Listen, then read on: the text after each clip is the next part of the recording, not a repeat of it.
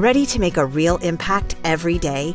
Join the Active Day Home Care team and help clients maintain their independence in the comfort of their own homes. Make a difference in someone's life as you provide essential daily assistance and protect their health and happiness. Earn up to $20 an hour and enjoy additional perks like optional daily pay, 401k, paid time off, ongoing educational training, and more. Join a team that values care, compassion, and your professional growth. Visit activeday.com to apply. You just realized your business needed to hire someone yesterday. How can you find amazing candidates fast? Easy. Just use Indeed. Stop struggling to get your job post seen on other job sites. With Indeed sponsored jobs, your post jumps to the top of the page for your relevant candidates, so you can reach the people you want faster. According to Indeed data, sponsored jobs posted directly on Indeed have 45% more applications than non-sponsored jobs. Don't wait any longer. Speed up your hiring right now with Indeed.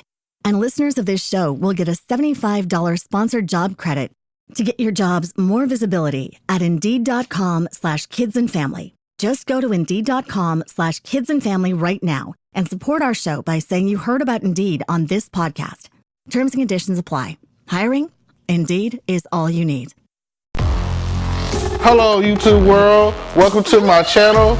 Don't forget to like, comment, subscribe, and hit the notification bell so you can be notified when I drop hot content like this. And stay tuned for the next video.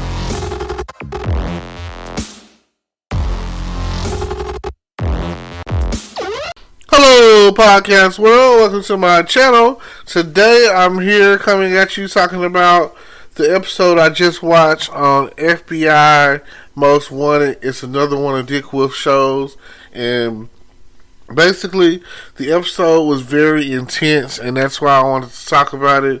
It was about a mall shooting, a very organized terroristic mall shooting. I think it was about 4 or 5 guys. They basically came in armored up with assault rifles, and they had all the entrances to the mall set with like C4 explosives, and they were just going through, like, it didn't matter who you were or whatever. They were just going through and mowing you down, you know what I'm saying? They were going from store to store shooting everyone. And fortunately enough,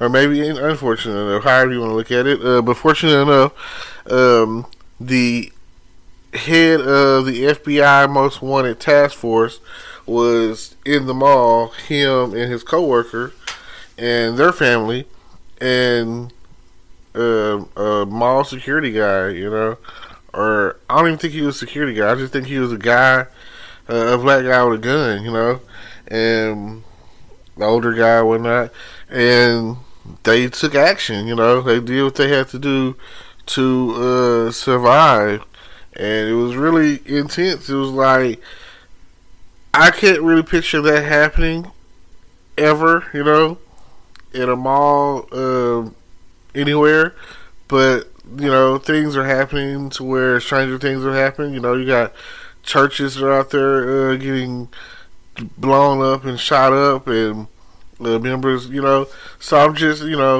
I was thinking about this the other day, and the thing I was thinking about, like, we all go shopping places, Walmart and Kroger's and Target and Sam's and so forth, and just imagine going in there one day, and I know that a couple of years ago they already had like a thing that happened in Walmart's parking lot, or something relative to that, where there was like a shooting at Walmart, and the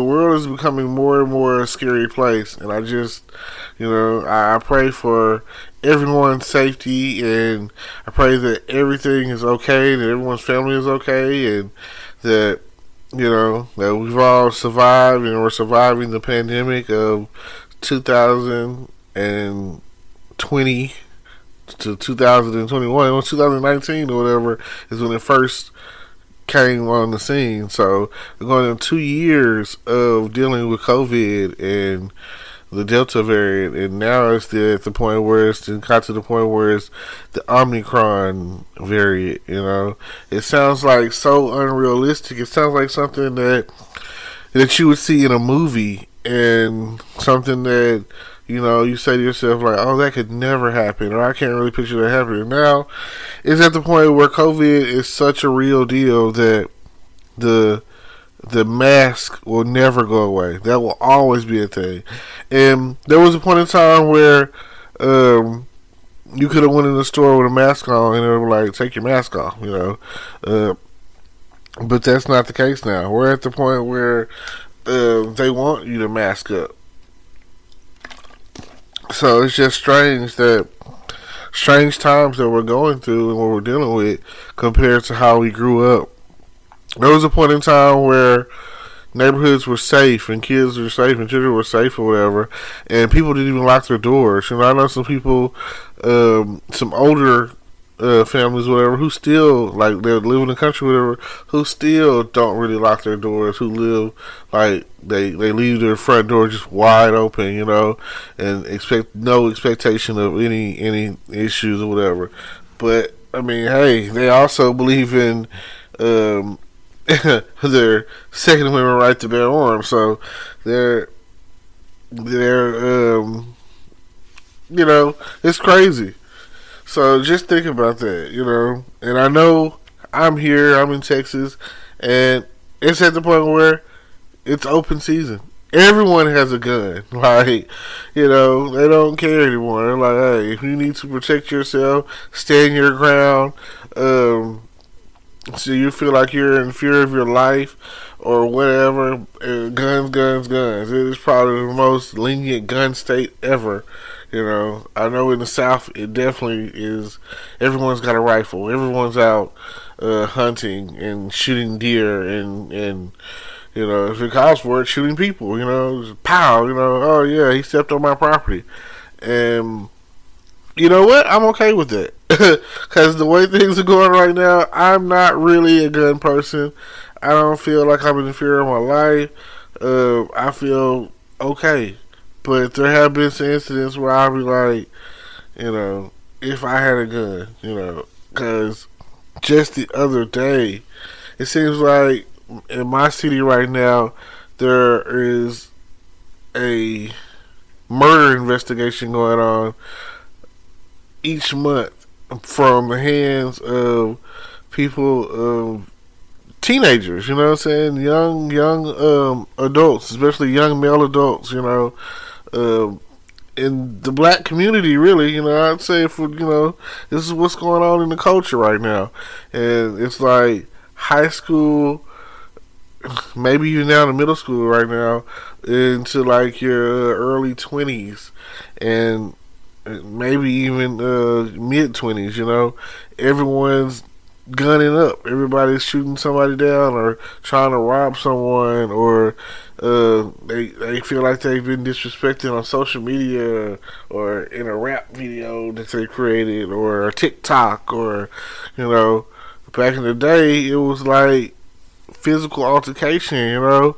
If someone stepped on your shoe, they would fight. And that's a little bit more understandable than sticks and stones. You know what I'm saying? Like, nowadays, I understand the concept back in the day where, you know, if you talked about somebody's mama, you know what I'm saying, that was your ass. So nowadays, it's like, it's gotten worse. It's just elevated to the next level of stupidity. So, I don't know what we're going to do to, you know, balance the equation when it comes to violence and shooting and gun violence and, you know, the NRA and all of that. I don't know. I don't own a gun, but I have friends that do.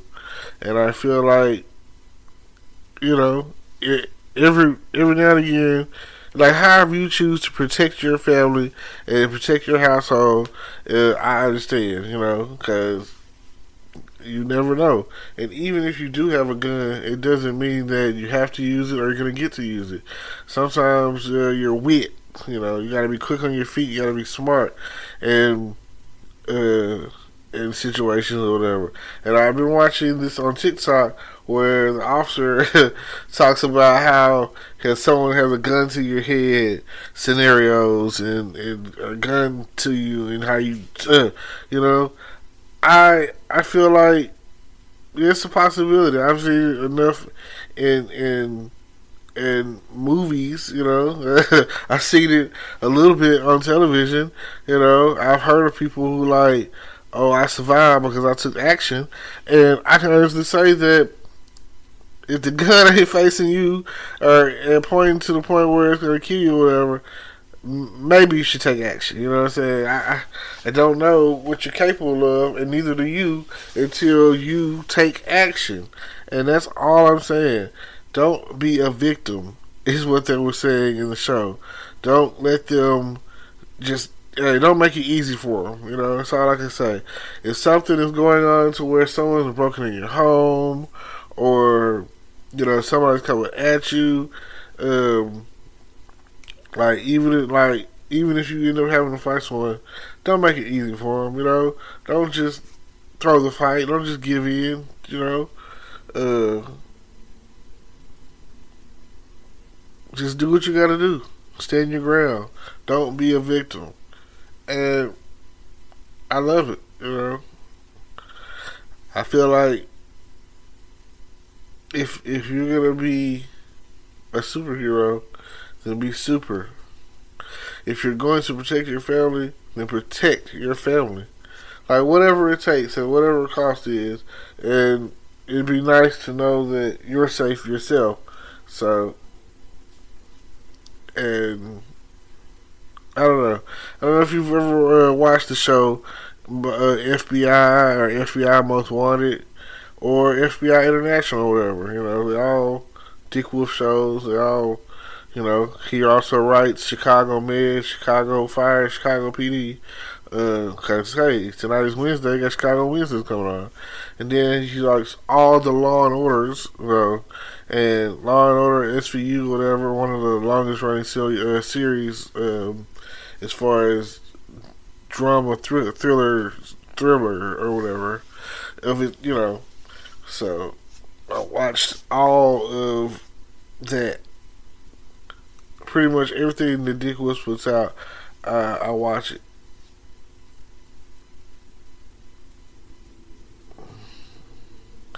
Yep. So I appreciate the message that you try to put out in your stories, and I appreciate that. You know, I appreciate the way that you depict things or whatever in your shows. You know what I'm saying, your writings or whatever, and the way things come out. I don't know. I watch them, and I feel like if the situation where, if I were in that situation, what would I do? How would I handle it? What's the next step for me? What do I do? And, you know, it's kind of like a ding ding ding, you know what I'm saying? You've seen this before on television. This is what you're supposed to do, or this might work, or whatever. So, yeah. Thank y'all for listening. Thank y'all for tuning in. Don't forget to like, comment, subscribe. Don't forget to check out my YouTube page. All of that. And, you know, everything. So, I appreciate y'all for every time that you click on something that's pertaining to me. I appreciate y'all. And thank you. Today is your lucky day. Today is the day that our $3 website works for you, paying you directly to your PayPal daily. Imagine $3 ongoing continuous payments to your PayPal account.